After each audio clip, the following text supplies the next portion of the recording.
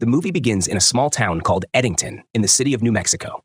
Sheriff Joe Cross, who is responsible for protecting the town, is sitting in his car watching a video of tips and solutions on what to do if a wife refuses to have children and how a husband can convince her. At that moment, 2 officers from the Native American police of the Pueblo tribe arrive and warn Sheriff Joe that he must wear a mask and respect the rules of their town, informing him that he is now outside his own jurisdiction and has no choice but to follow their regulations. This is despite Joe's refusal to wear the mask because he believes there is no pandemic at all. In the end, however, the Native American police manage to convince him to put on the mask. After they leave, Michael, Joe's deputy, contacts him over the radio and tells him there's a break-in happening at the town's bar and that he needs to handle it. Joe heads there to solve the problem, arriving to find Mayor Ted talking with his associates about a data center project they want to open in the town and how to resolve the conflict with citizens who oppose the construction. The mayor asks Joe to prevent a homeless man from entering. And from this very first interaction between Joe and Mayor Ted, we understand there's hidden animosity between them. Joe tries to force the homeless man to leave, but the man walks in, knocks Joe to the ground, then leaves him and runs off. When Joe goes home, he finds his mother-in-law, his wife's mother, asleep with her laptop open to conspiracy theories. He then goes to his wife Louise, who enjoys making cotton dolls. Louise's personality is a bit strange and different from that of a typical wife, as she treats her husband badly and without affection, even forbidding him from getting close to her, making it clear that she likely has a psychological condition. The next morning, we see Joe preparing breakfast with his mother-in-law, whose name is Dawn, and she tells him that the pandemic is fabricated and the work of certain people who created it.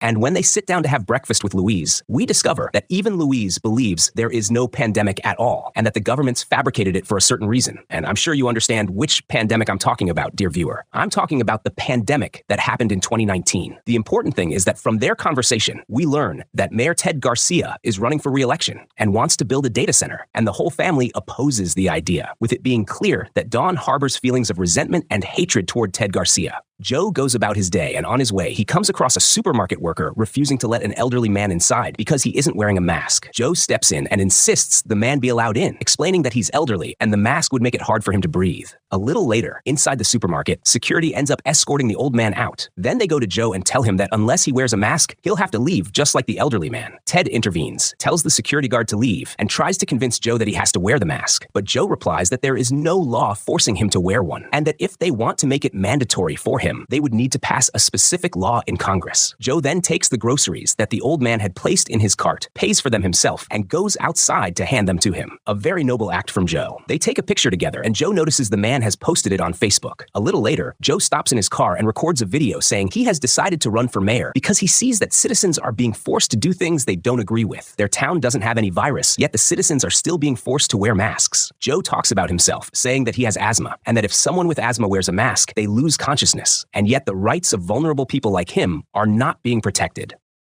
Joe arrives at the police station and talks with his deputies, Michael and Jay. He writes on the whiteboard that they need to come up with a slogan like the one Ted has and tells them they'll be running his election campaign right there from the station. Joe asks Jay to buy a doll from his wife's online shop, and we learn he does this as a way of emotionally supporting her so she doesn't feel like a failure. Of course, his wife Louise has no idea he's the one buying her dolls. A little later, Ted comes to Joe to try to convince him to drop out of the election, telling him this isn't his game, that politics is different from police work and has its own people. But Joe tells him, "You're corrupt, Ted. You've corrupted this whole town, and I'm the one who's going to save it from your corruption." The situation almost escalates into a fight between Joe and Ted, but Joe keeps his composure and tells Ted he used to think he was a good man, but that's not true, and that he feels he's better than Ted, which is why he's running for office. A little later, Ted talks with his assistant, who tells him Joe must hate him because he assaulted Joe's wife back in high school. But Ted says he never touched her in his life. There was one time he tried to get close to her, but she pulled away. He swears he never touched her and never assaulted anyone, and insists his assistant believe him. And with that, dear viewer, we understand the reason behind the hostility between Joe and Ted. So hit the like button, subscribe to the channel, and let me know in the comments if you've made it this far. Joe then sees his son Eric wanting to take the car and go to a party, so he stops him, warning that doing so could damage his reputation and harm the campaign. The last thing they need is for people to say the mayor's son isn't taking precautions and is attending parties and gatherings. In the end, though, Ted agrees to let his son take the car because Eric wants to impress a girl he likes named Sarah. Back at the police station, Joe and his deputies are watching Ted's campaign video, still brainstorming an appealing, catchy slogan they can use for Joe's own campaign. At night at the party, we see a boy named Brian who likes Sarah, the same girl Eric is interested in. He goes to talk to her to get her attention, trying to impress her by claiming he's read the book she's holding and that he thinks the same way she does. He steps away to get a beer, but when he comes back, he finds Eric standing with Sarah, talking to her very intimately. Sarah's friend tells him that Sarah is just trying to make her ex-boyfriend Michael jealous. And of course, dear viewer, Michael is Joe's deputy, so pay close attention because the events are about to escalate from here. Michael sees the photo of Sarah and Eric on Instagram, and it's clear he's feeling jealous. Joe talks with Michael, and we learn that Michael's father was also a sheriff at the station, and Joe used to be his deputy. They finish talking, and Joe heads home. He calls out to Louise, but she doesn't respond, and he notices she's been watching his campaign announcement video on her laptop. He also sees that she's been following the blog of a man named Vernon, who talks about conspiracy theories, one of which claims that wearing masks has made child abduction easier than ever before. Joe notices that Louise seems unusually captivated by Vernon and is giving him more attention than normal. He goes to bed, then wakes up in the morning to Louise and Dawn coming in through the front door. Louise refuses to talk to him and shuts herself in, so he tries speaking to her through the glass door, telling her he's running for office for their sake. But Louise reminds him of what her therapist said, that she must avoid any kind of mental stress. Now, with the entire town focusing on them, she'll only get more anxious. Her mental health will deteriorate, and her condition will worsen. In the end, Joe manages to convince Louise to have dinner with him that night. After that, we see that Joe's campaign slogan is "Let's breathe fresh air together," and he begins walking around the whole town, speaking through loudspeakers about how bad Ted Garcia is, and that Ted is going to build a data center to develop artificial intelligence operations, which will take job opportunities away from citizens and farmers, and will also invade their privacy by collecting all their personal data. According to Joe, not me, dear viewer. This completely goes against personal freedom and respect for human beings. I'll leave it to you to share your opinion in the comments. Eric rides his bike alongside Joe and tells him, "You're mad at my dad because he used to be with your wife." This makes Joe sad, and he asks Michael to edit out the last part from the video. On their way, they come across a group of young people gathered with Sarah, holding signs that say, "Black Lives Matter." They're also protesting police policies after the assault on a black citizen, and they're demanding the complete abolition of the police department. But Joe talks to them logically, telling them not all police officers are bad, and that if the police withdrew, chaos would take over the country. Still, Sarah tells Michael, "You have to be with us," on the assumption that he should support them because he's black, dear viewer. Later, Joe and his deputies watch the George Floyd video at the station and understand why the young people were gathered like that. From their conversation, we see that Michael is angry about what happened, while Joe and Jay don't seem to care much. On the protesters' side, we see the complete opposite. The homeless man has frightened them into submission, which serves as a metaphor for what would happen if police officers withdrew from their work. What's strange is that we also see Brian join the group solely to impress Sarah and get her attention. The cause itself doesn't matter to him. He just wants to get closer to Sarah, who in reality is a provocative TikTok girl who dances and undresses in her videos. When Brian is at home with his mother and father, he demands rights for black people, and his father says to him, "Son, are you crazy? You're white."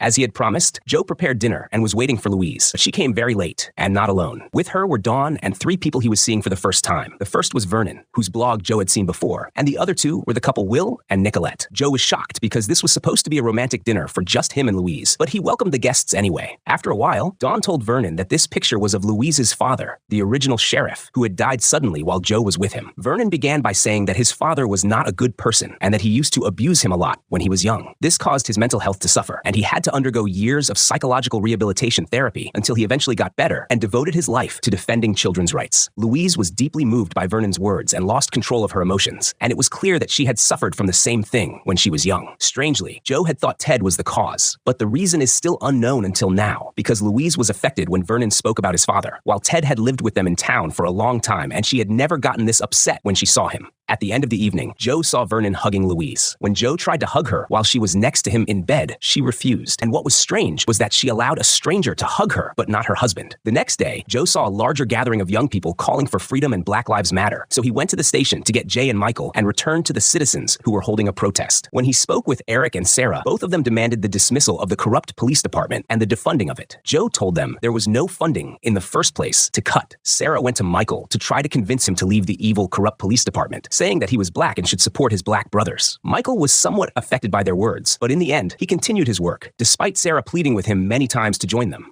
Joe tries to calm them down and says to Eric, "Your father is corrupt. What are you doing here?" Eric replies, "My father is corrupt because of what he did to your wife, right?" This makes Joe angry, but in the end, he controls his temper. At night, Joe holds a meeting for his election campaign, with Jay filming a video to post online. Joe tells them that he ran for office because Ted Garcia is a corrupt man, and there's a truth they all need to know, one he can't hide any longer. He tells them that when his wife was 16 years old, Ted Garcia assaulted her and got her pregnant. This put her in a lifelong emotional crisis, and also made her never want to get pregnant or have children again. Joe says he has spent his life wanting a son to carry his name, yet he has never been able to convince his wife, and all of that happened because of Ted's assault when she was young. He ends by asking them to elect him over Ted Garcia to protect their town. The next day, while Brian is at the protest, Eric sends him a photo of himself with Sarah, and Brian in turn sends it to Michael, Sarah's ex-boyfriend, who at the time is practicing shooting at the range. That night, Joe, while at work, is shocked to see Louise with her suitcase, leaving the house and walking away with Vernon. When he wakes up in the morning, he's stunned again to find that Louise had posted a video 5 hours earlier declaring that Ted Garcia never assaulted her or even came near her, clearing him of all the accusations her husband had made against him. At that moment, Jay calls Joe to tell him that Ted is hosting a party at his house. Joe goes to the party, turns off the screen that's playing, and also shuts off the music before leaving. Ted turns the music back on, slaps Joe in the face, and strangely, Joe doesn't react at all. He just decides to walk away. Joe returns to the bar and finds the homeless man has broken in and is drinking from the available bottles.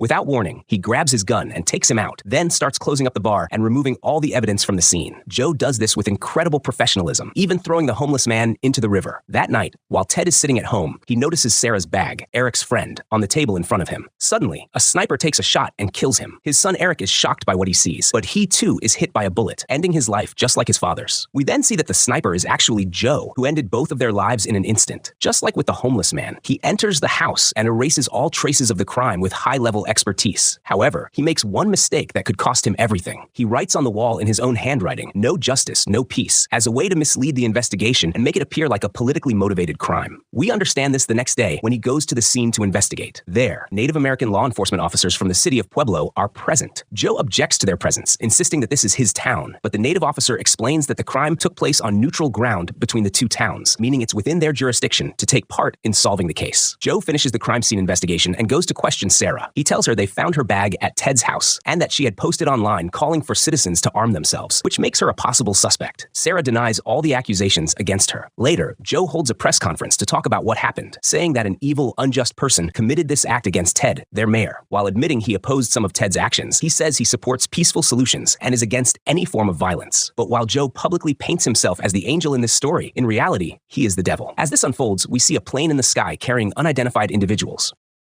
The next day, Joe sees the Native American officer conducting some investigations in town. When Joe arrives at the police station, the native officer, whose name is Jimenez, catches up with him in a patrol car, photographing the vehicle's tires. This is because he had found tracks from a four-wheel drive vehicle at the sniper's location, along with shell casings he discovered there. At the same time, Brian tells Joe and Jay that he sent the photo of Eric and Sarah to Michael, which means Michael might have gotten jealous and decided to take them out. After Brian leaves, Jay convinces Joe that Michael is indeed the one who committed the crime. Since he had the motive, he could get revenge on Eric, and at the same time, the path would be clear for Joe to win the election, allowing Joe to appoint Michael as sheriff in his place. Naturally, Joe doesn't oppose the idea and feels like it's been handed to him on a silver platter. Joe goes to interrogate Michael, who is surprised that they suspect him. When Joe opens Michael's messages, he asks about the one Brian sent him and why he was near the shooting location close to where Ted was gunned down that same day. When they search Michael's vehicle, they find the sniper rifle inside. Officer Jimenez enters and supports the theory. Joe then asks him to search Michael's car thoroughly, and indeed, Jimenez finds Ted's expensive watch in it. Michael is arrested and placed in the police station's holding cell. Just when Joe reassures himself that suspicion has been lifted from him for good, Jimenez suddenly notices handwriting on the station's whiteboard that looks very similar to the one found at Ted's house. He bolts out of the station, and Joe follows him in his car, keeping an eye on him. Jimenez heads to Joe's house, but Dawn stops him from going inside, something Joe watches on his phone through the surveillance camera.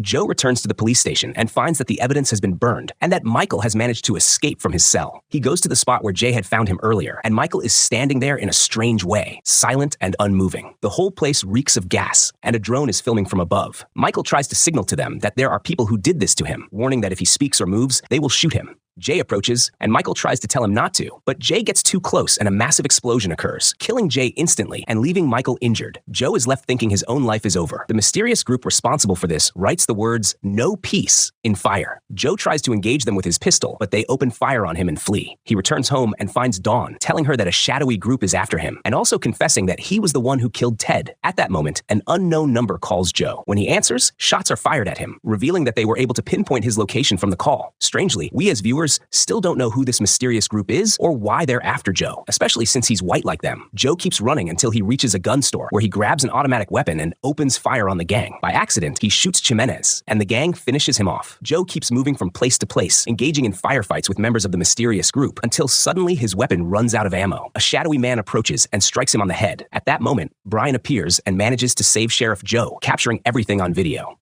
Brian becomes a national hero for what he did, gaining huge fame on TikTok. He even starts dating a new girl, gets rich, and becomes a public figure. Eventually, the town celebrates the grand opening of the new data center, attended by Joe, now paralyzed, confined to a wheelchair, and unable to move. Ximenez's life has ended, and Michael is now the town's new sheriff. In the film's closing moments, we see Dawn and a nurse taking care of Joe. Online, Joe and Dawn see that Louise has married Vernon and is pregnant with his child.